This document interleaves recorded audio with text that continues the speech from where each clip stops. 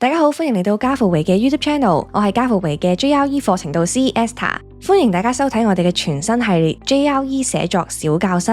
喺呢個系列入邊呢，我就會抽選一啲過往我哋曾經喺 JRE 批改入邊咧改過嘅文章，同大家一齊睇下呢一個段落到底寫成點，一齊欣賞咧寫得好嘅地方，亦都可以就住咧差嘅部分咧提出一啲改善建議，等大家都知道，咦，原來咁樣寫咧就出大事啦。咁所以今日咧抽選嘅第一個 topic 咧就係居屋出現炒賣情況嘅原因。咁其實咧呢條題目亦都係我哋上年咧作文批改嘅時候嘅一條 demo questions 嚟嘅。咁我哋就問大家啦，咦，首先你分析下居屋炒賣嘅現象點解會發生先，跟住再 raise recommendation 點樣去打擊炒賣嘅狀況啊。今日咧我哋會將個重點放喺前面 question word， 就係居屋出現炒賣情況嘅原因，咁要大家分析一啲嘅 root cause。我哋先望下同學仔寫咗啲乜嘢。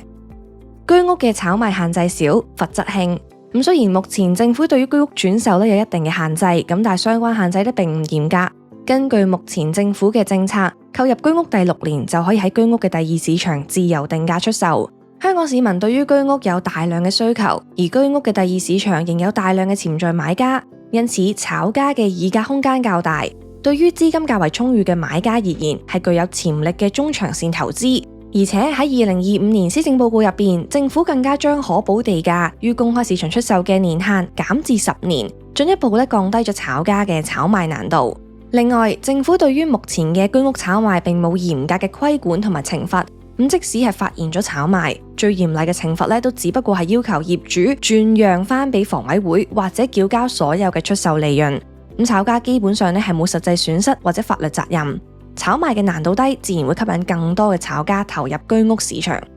先講下呢個段落嘅整體評分先。其實段落本身寫得唔差嘅，喺結構上面你見到佢都會有一個相對比較詳盡嘅篇幅啦。見到佢有嘗試去解釋當中嘅一啲因果關係同埋邏輯。同埋喺個結構嗰方面你都會見到佢有分成一個小標題同埋正文部分。我都鼓勵大家無論作英文卷定係中文卷都好啦，都可以加翻個 subheadings， 咁會更加容易方便考官追蹤你每一個段落嘅論點變化。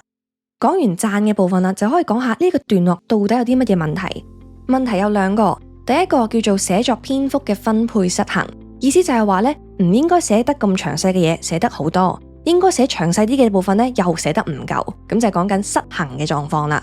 望翻呢個段落，如果我哋根據佢 subheadings 嘅指示理應呢個段落係講緊關於限制啦、懲罰啦係為主嘅。但係你會見到啦，開頭綠色我 highlight 咗嘅部分全部都係描述緊居屋嘅需求。段落入邊有接近1/3嘅內容都並非係對照緊我哋自己嘅中心思想嚟去寫。咁所以呢個地方就會出現一個論點較為分散嘅情況啦。而呢一個段落點樣去做一個修正，就係我哋可以專注將我哋嘅重點放喺分析現有居屋一個監管制度嘅缺陷，或者監管嘅寬鬆如何助長炒賣行為上面，咁就會令到成個脈絡更加清晰。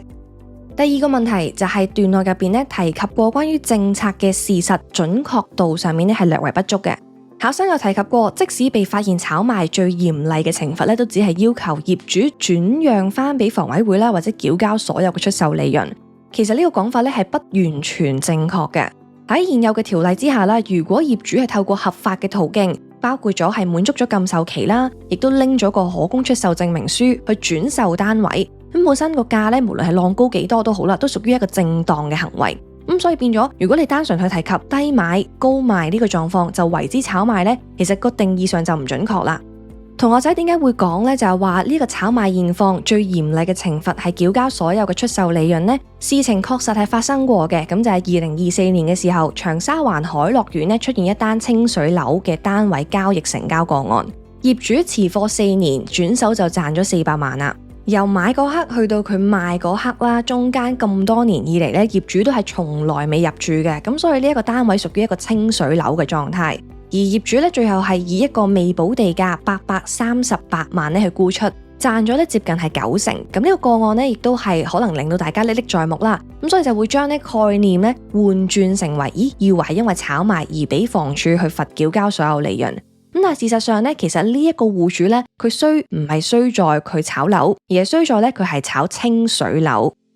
所以房委會點解可以要求佢繳交所有嘅利潤呢？就係因為佢係涉嫌違反咗同房委會簽署嘅買賣協議，一般嘅居屋協議入邊啦，都會包含咗一個條款嘅，就係有關單位需要由業主本人以及係名列喺同一張申請表上面嘅全部家庭成員一齊居住。如果業主同埋家庭成員事前未獲得房委會嘅書面同意，而不再實際或者永久居住喺呢個單位，房委會就有權要求業主將單位轉讓翻俾房委會，有關嘅費用同埋支出都會由業主負責。由於今次呢個個案就比較特別少少啦，佢就係已經賣咗俾一個新嘅買家啦，所以房委會都自然唔採用收回單位呢個決定，咁但係就改為要繳交所有嘅利潤。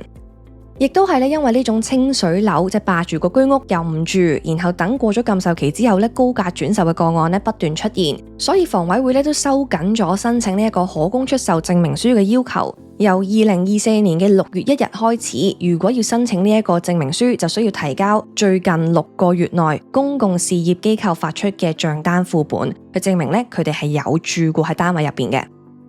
好啦，啲 factual 嘅事實就同大家分享完啦，咁你就會知道，其實同學仔本身可能係想用一啲嘅時事例子去堆砌自己嘅內容啦，去作為一個論據。咁但係原來當我哋睇新聞睇得唔夠仔細嘅時候都會出現一個誤解嘅狀況，最終就變成害咗自己扣分嘅毒藥。一齊睇下下一頁，我哋按照住呢一個核心論點，從一個監管不力嘅角度嚟去分析喺政府缺乏足夠嘅監管之下，點樣促成到一個炒賣嘅空間。監察失效助長居屋炒賣，政府監管同埋執法力度不足係導致居屋炒賣嘅問題持續惡化嘅主因之一。咁雖然房委會同業主簽署嘅買賣協議當中有明確規定，資助房屋嘅單位必須由業主本人同埋申請時所列出嘅全部家庭成員實際居住。但由於缺乏系統性嘅實地查核同埋有效嘅後續追蹤機制，政策執行效果嚴重不彰。呢一個監管漏洞唔單止變相鼓勵有部分嘅業主利用灰色地帶將單位長期空置，更助長咗短期嘅轉售圖利投機行為。喺呢個制度之下，僅要求業主喺申請可供出售證明書嘅時候提交最近6個月嘅公共事業賬單作為居住證明。此舉審核寬鬆，容易造假，既無法確保持續居住嘅真實性，亦都難以阻止蓄意違規嘅行為。喺呢個段落入邊，你會見到啦，我哋就直接將開頭綠色部分啦，關於居屋需求嘅部分完全係刪除咗佢嘅。我哋成個段落最主要都係講緊監管同埋執法上面出現啲咩問題，亦都處理咗2個 follow up 嘅。第一就係到底你有講到執法力度唔夠，而家係點樣唔夠，而家出現嘅狀況係如何，係一個現況嘅描述。第二就係因果關係嘅交代，正因為我哋個監管或者係執法力度唔夠，導致到有啲乜嘢灰色地帶衍生出嚟。呢一個灰色地帶如何令到啲人更加想去炒賣？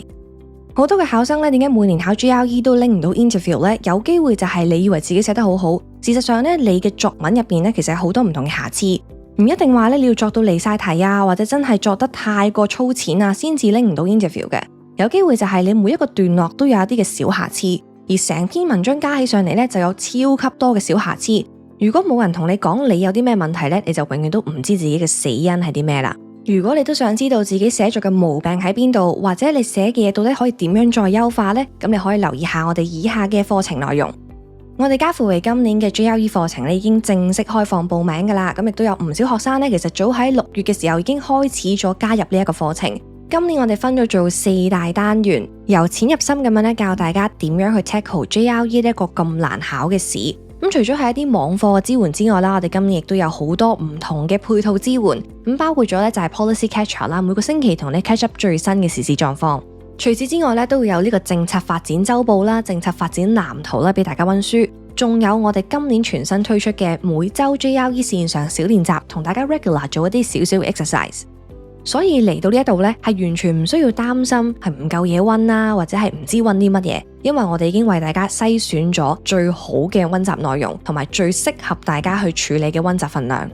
入邊亦都有頭先我 mention 過嘅作文批改服務，咁而我哋每篇嘅批改其實都係一個詳細批改嚟嘅，你基本上每一段我哋都會去審視。除咗係點出你嘅問題之外都會講下你呢個問題到底可以點樣做改善，你應該要諗多啲乜嘢。有個好清晰嘅方向俾你知道你嘅問題啦，同埋你可以點樣去做 modifications。睇翻我哋今年嘅數據會見到80%有 interview 嘅同學仔，其實佢最少係交過4篇文俾我哋嘅。所以我哋嘅課程盡量係設計到你既能夠學習到一啲 fundamental knowledge 啦，一啲 analyze 嘅 skills，亦都可以有足夠嘅練習機會，令你有機會咧去實踐翻自己學到嘅內容。當然亦都係一個非常之好嘅機會咧，去俾我哋捉翻你嘅錯處啦。有啲同學仔以為自己上完堂就明晒 concept， 但係原來一作文咧就見真章啦。如果你都想加入我哋家父維今年嘅 GRE 溫習大家庭，想我哋去點評你嘅文章，知道自己有啲咩改善空間呢，就可以留意下 info box 嘅 link。期待喺我哋嘅課程入邊咧可以見到大家，亦都希望大家今年投考順利。仲未 follow 我哋 Instagram 咧，就快啲 follow 家父維 .hk 同埋 subscribe 埋我哋呢一個 YouTube channel 啦。咁如果中意呢條片嘅話咧，都可以俾個 like 我，咁可以支持我咧繼續出更多關於 GRE 寫作小教室嘅影片。你哋每一個讚好都係對我哋嚟講好大嘅鼓舞嚟噶，咁所以希望大家多多支持。下集再見，拜拜。